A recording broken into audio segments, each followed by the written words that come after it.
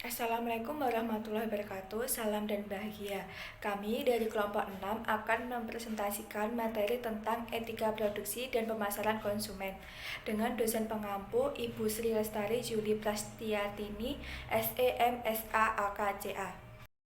Sebelumnya, saya akan memperkenalkan anggota kelompok 6, yaitu yang pertama, saya Dina Oktaviani Putri, yang kedua Ati Hilmawati, yang ketiga Muhammad Zulfikar Surjo. Kasus AIDS dan jarum. Becton Dickinson, salah satu perusahaan persediaan medis terbesar, menguasai pasar produk syringe atau semprotan dan jarum. Pada tahun 1992, seorang perawat Marian Rockwood atau nama samaran menggunakan jarum dan syringe 5 cc Becton Dickinson untuk mengambil darah seorang pasien yang diketahui menderita AIDS. Perawat tersebut bekerja di sebuah klinik yang menangani pasien AIDS, dan dia mengambil darah pasien beberapa kali setiap hari. Suatu hari setelah mengambil darah, dia menusukkan darah yang mengandung AIDS ke dalam tabung uji steril yang disebut vacuum tub dengan menusukkan jarum suntik ke penutup karet dari tabung uji tersebut yang dipegang dengan menggunakan salah satu tangan. Secara tidak sengaja, jarinya tertusuk jarum tersebut. Sekarang dia positif mengidap HIV. Resiko yang lebih besar dihadapi oleh para perawat yang setelah memindahkan peralatan untuk sistem pembuluh darah, mengambil darah, atau memberikan suntikan pada pasien AIDS. Dapat dengan mudah tersusuk jarum yang mereka pakai.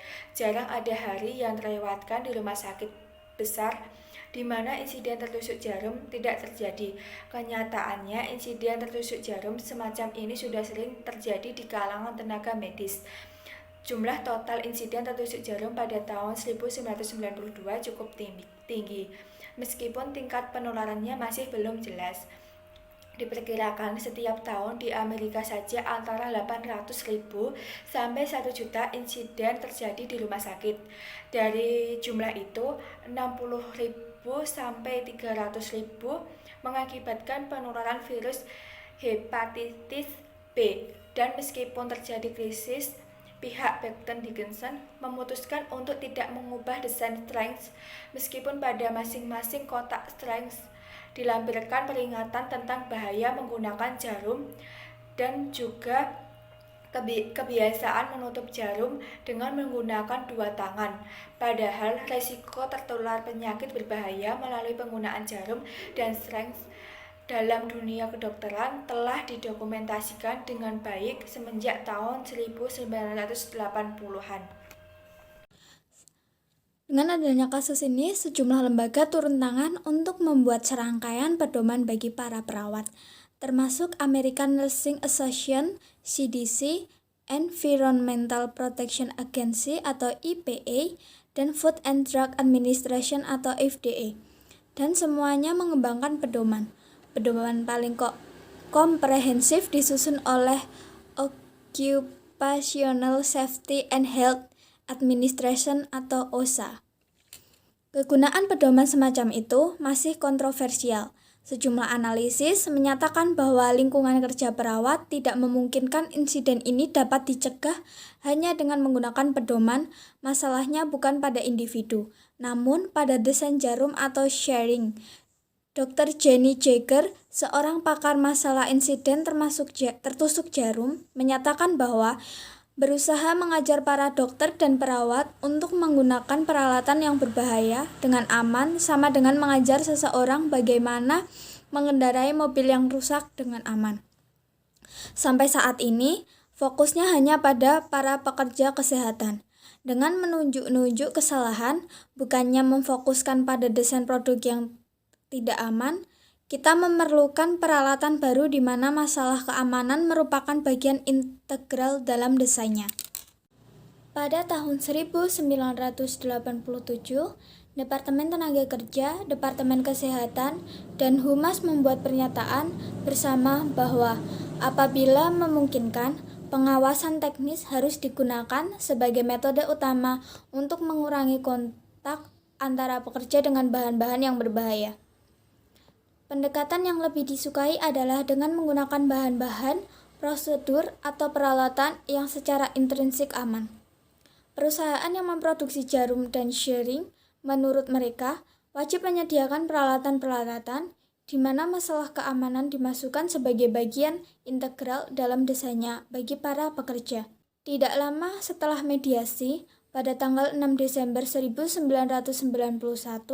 mewajibkan rumah sakit dan lembaga pelayanan kesehatan lainnya untuk yang pertama, membuat wadah untuk peralatan-peralatan yang tajam atau misalnya jarum suntik bagi para pegawai. Yang kedua, melarang kebiasaan memasang penutup jarum dengan memegang penutup di salah satu tangan dan jarum di tangan satunya. Dan yang ketiga, memberikan informasi dan pelatihan tentang pencegahan insiden tertusuk jarum pada para pegawai. Oke, nah lalu pihak perusahaan pun ingin mencoba produk baru, maka dilakukanlah nih uji lapangan gitu kan. Ternyata begitu masuk proses penjualan, harga yang ditetapkan oleh pihak perusahaan terbilang cukup mahal, maka hanya orang-orang mampu saja yang bisa menggunakan produk mereka ini. Nah, nggak lama setelah itu, pihak perusahaan pun menurunkan harga jualnya untuk meningkatkan penjualan. Nah, tadi kan pihak perusahaan itu sedang mencoba untuk menjual produk atau kayak ngebuat dulu lah produk ini itu dengan harga yang lebih terjangkau. Nah, namun di sisi lain pihak saingan dari perusahaan pun ada nih. Kayak misal contohnya di saat ini ada ICU Medical Incorporation. Dia mencoba juga untuk menjual produk yang sama untuk semua ukuran suntikan dengan harga yang jauh lebih terjangkau. Kasusnya, nah menurut diskusi dari kelompok kami, metode yang digunakan tenaga kesehatan dalam pengoperasian suntikan jarum masih perlu diperhatikan. Karena jika tidak, bisa menularkan penyakit seperti HIV, AIDS, dan lain-lain.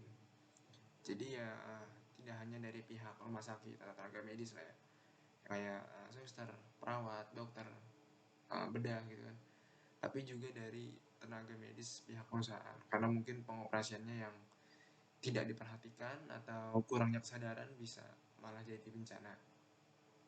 Nah, lalu dikarenakan pihak perusahaan Becton Dickinson menjual produk yang terbilang cukup mahal, rumah sakit dengan budget minim tidak akan mampu untuk menggunakan produk mereka,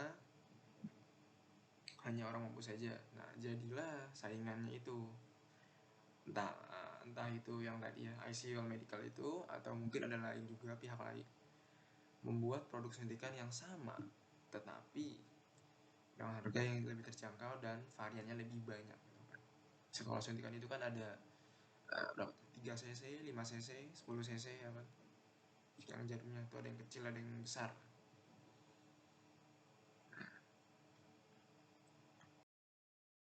Oke, sekian dari kelompok kami.